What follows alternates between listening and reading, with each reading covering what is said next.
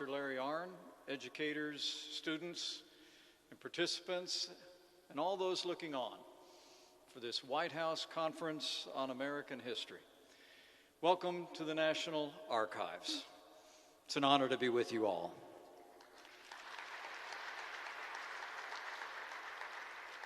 Please.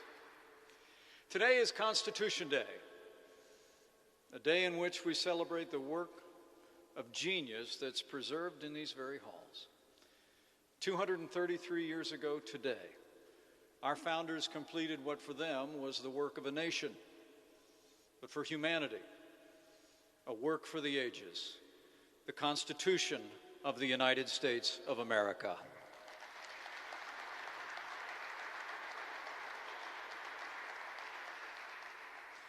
For the first time in history, a government was founded by we the people to form a more perfect union, establish justice, ensure domestic tranquility, provide the common defense, promote the general welfare, and secure the blessings of liberty for themselves and their posterity.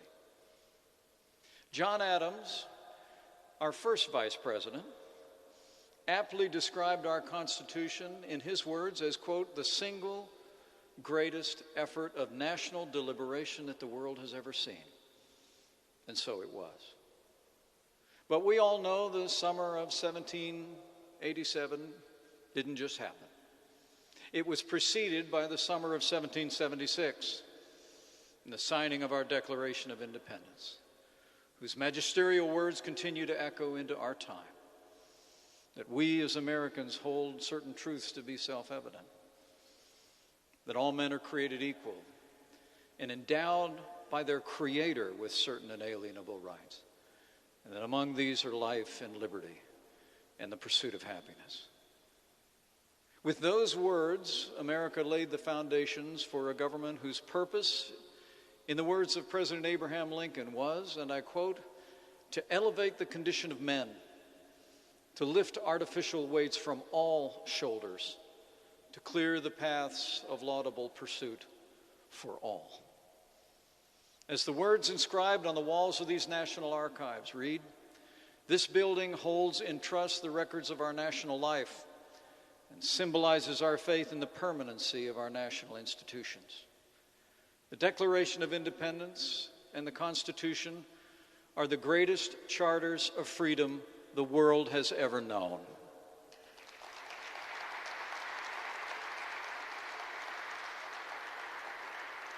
The character of our people and the principles enshrined there are the reason for our nation's unparalleled success. And they remain the greatest bulwark against tyranny in history. And the reason is simple. Our founders knew history. Sadly, we live in a time when too many are forgetting history today. Thomas Jefferson warned that, quote, if a nation expects to be ignorant and free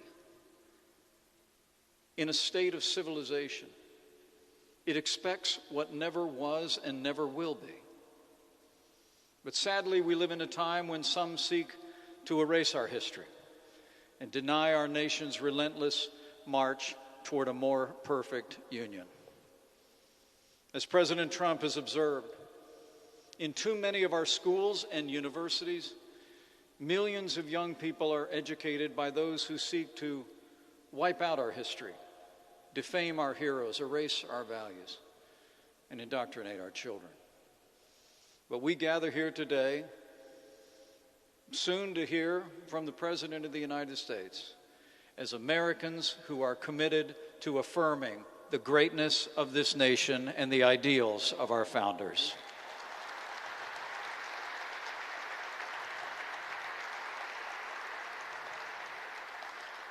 Our president understands what we all understand.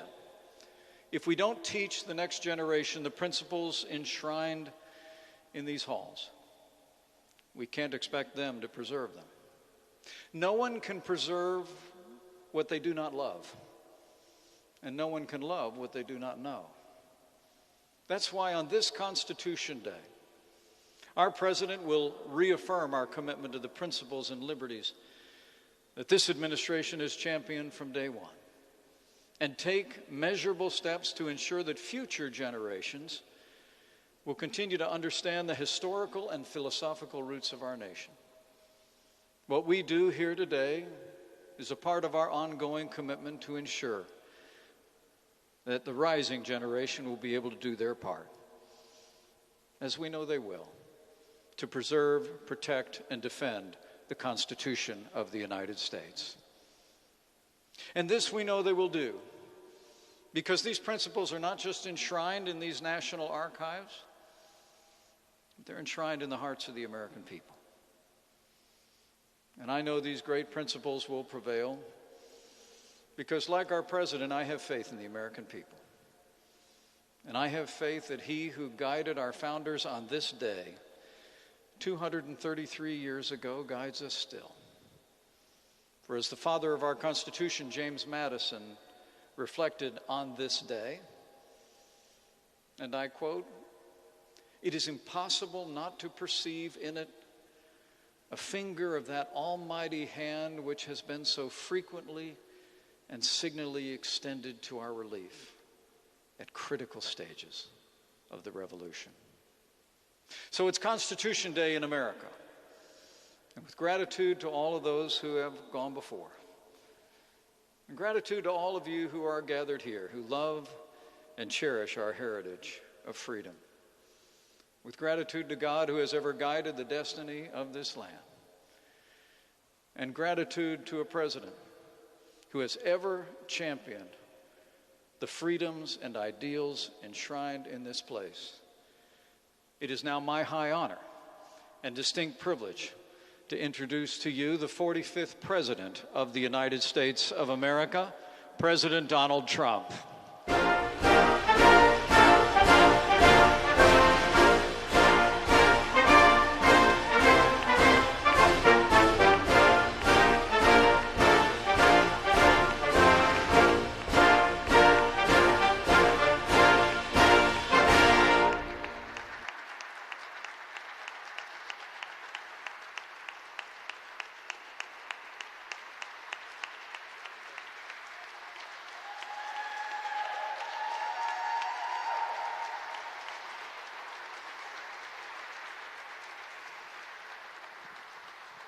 Thank you very much.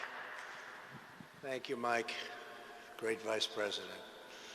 I'm truly honored to be here at the very first White House Conference on American History, so important. Our mission is to defend the legacy of America's founding, the virtue of America's heroes, and the nobility of the American character. We must clear away the twisted web of lies in our schools and classrooms and teach our children the magnificent truth about our country. We want our sons and daughters to know that they are the citizens of the most exceptional nation in the history of the world.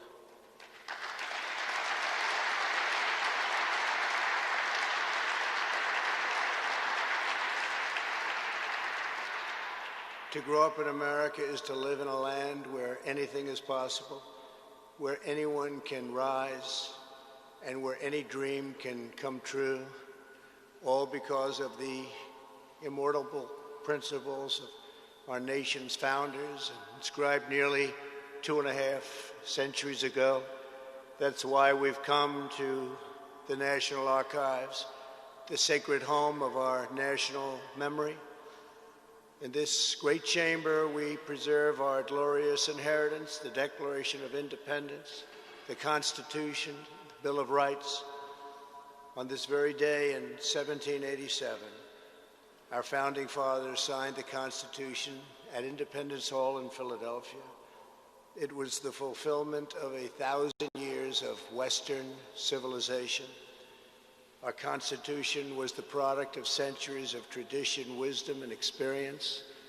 No political document has done more to advance the human condition or propel the engine of progress. Yet as we gather this afternoon, a radical movement is attempting to demolish this treasured and precious inheritance. We can't let that happen.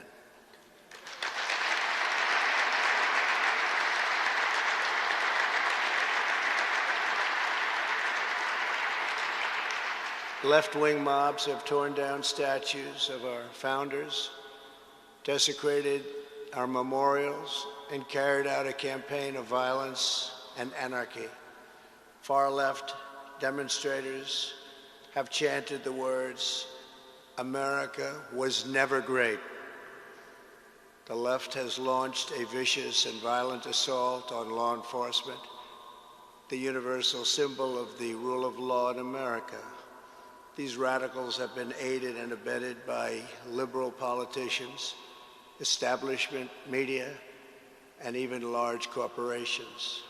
Whether it is the mob on the street or the cancel culture in the boardroom, the goal is the same: to silence dissent, to scare you out of speaking the truth, and to bully Americans into abandoning their values, their heritage, and their very way of life. We are here today to declare that we will never submit to tyranny. We will reclaim our history and our country for citizens of every race, color, religion, and creed. The radicals burning American flags want to burn down the principles enshrined in our founding documents, including the bedrock principle of equal justice under law. In order to radically transform America, they must first cause Americans to lose confidence in who we are, where we came from, and what we believe. As I said at Mount Rushmore, which they would love to rip down and rip it down fast, that's never going to happen. 2 months ago, the left-wing cultural revolution is designed to overthrow the American Revolution. As many of you testified today, the left-wing rioting and mayhem are the direct result of decades of left-wing indoctrination in our schools. It's gone on far too long. Our children are instructed from propaganda tracks like those of Howard Zinn that try to make students ashamed of their own history. The left has warped, distorted, and defiled the American story with deceptions, falsehoods, and lies. There is no better example than the New York Times totally discredited 1619 Project. This project rewrites American history to teach our children that we were founded on the principle of oppression, not freedom. Nothing could be further from the truth. America's founding set in motion the unstoppable chain of events that abolished slavery, secured civil rights, defeated communism and fascism, and built the most fair, equal, and prosperous nation in human history.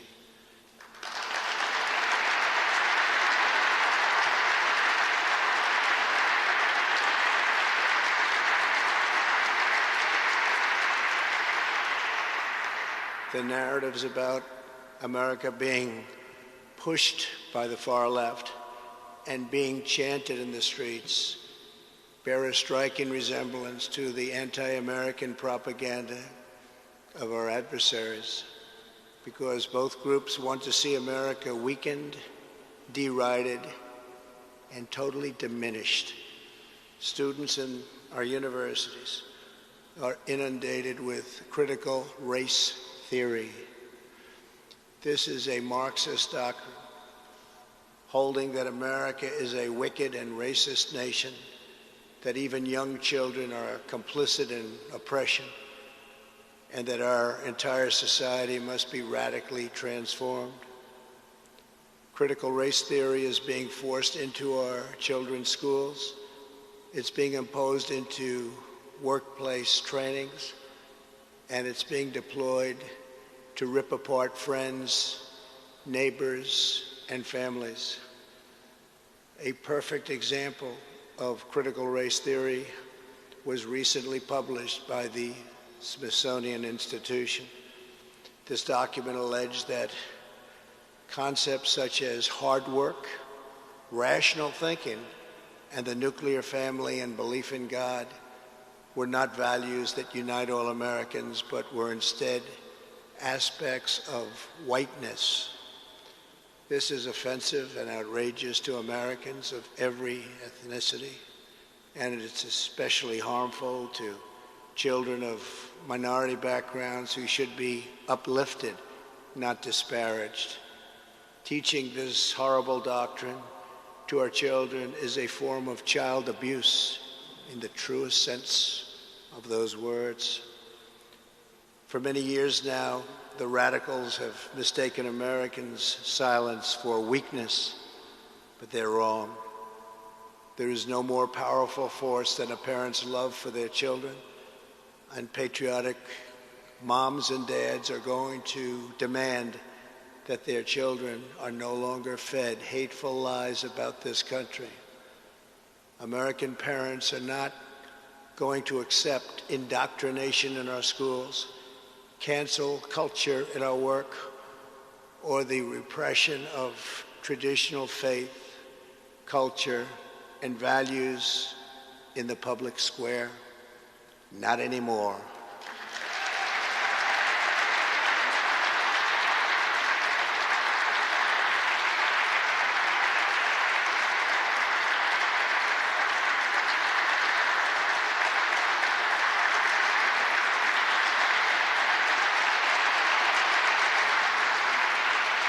Thank you.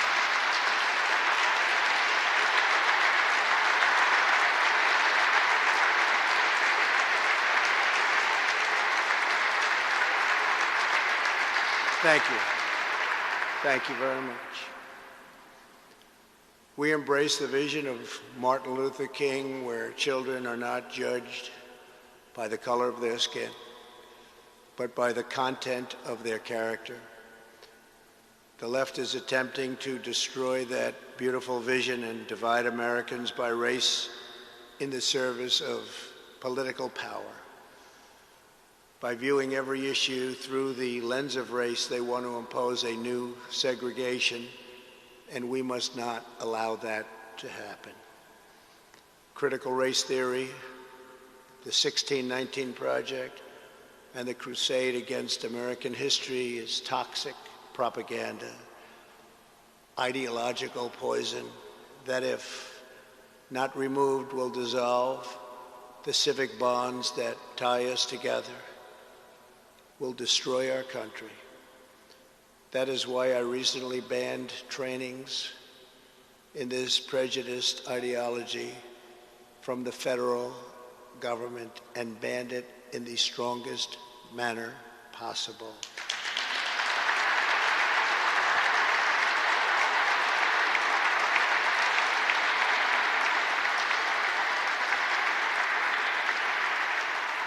The only path to national unity is through our shared identity as Americans.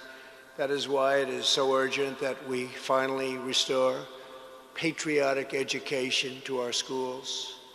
Under our leadership, the National Endowment for the Humanities has awarded a grant to support the development of a pro-American curriculum that celebrates the truth about our nation's great history.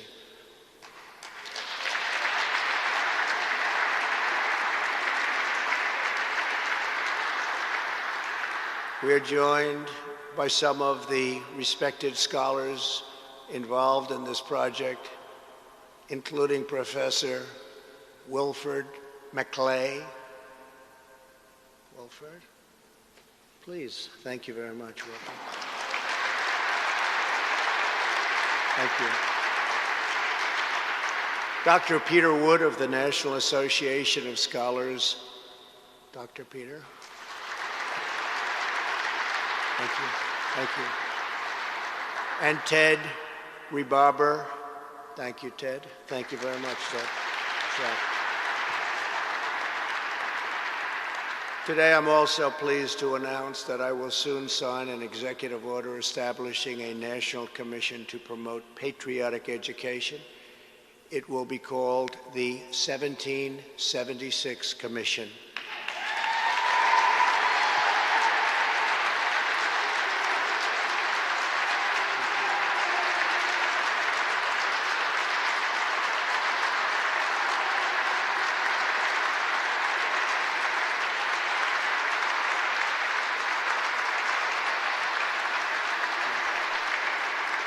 Thank you. It will encourage our educators to teach our children about the miracle of American history and make plans to honor the 250th anniversary of our founding. Think of that, 250 years. Recently, I also signed an executive order to establish the National Garden of American Heroes, a vast outdoor park that will feature the statues of the greatest Americans who have ever lived. Today, I'm announcing a new name for inclusion. One of the 56 signers of the Declaration of Independence was a patriot from Delaware. In July of 1776, the Continental Congress was deadlocked during the debate over independence. The delegation from Delaware was divided. Caesar Rodney was called upon to break the tie. Even though he was suffering from very advanced cancer, he was deathly ill. Rodney rode 80 miles through the night, through a severe thunderstorm, from Dover to Philadelphia to cast his vote for independence. For nearly a century, a statue of one of Delaware's most beloved citizens stood in Rodney Square, right in the heart of Wilmington. But this past June, Caesar Rodney's statue was ordered removed by the mayor and local politicians as part of a radical purge of America's founding generation. Today, because of an order I signed, if you demolish a statue without permission, you immediately get 10 years in prison.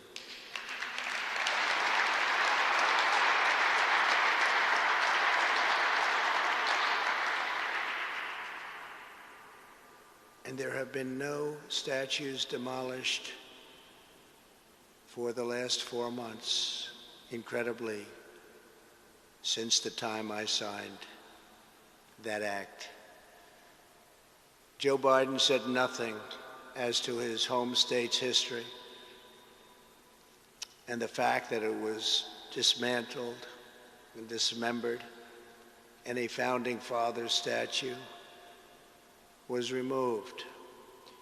Today, America will give this founding father, this very brave man who was so horribly treated, the place of honor he deserves. I'm announcing that the statue of Caesar Rodney will be added to the National Garden of American Heroes.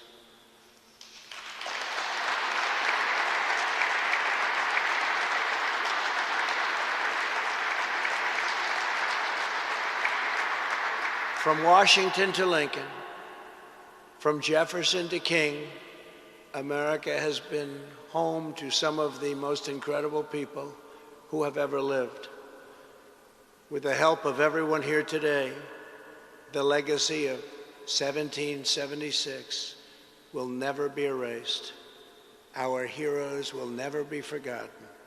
Our youth will be taught to love America with all of their heart and all of their soul. We will save this cherished inheritance for our children, for their children, and for every generation to come. This is a very important day. Thank you all once again for being here. Now I will sign the Constitution Day proclamation God bless you, and God bless America. Thank you very much.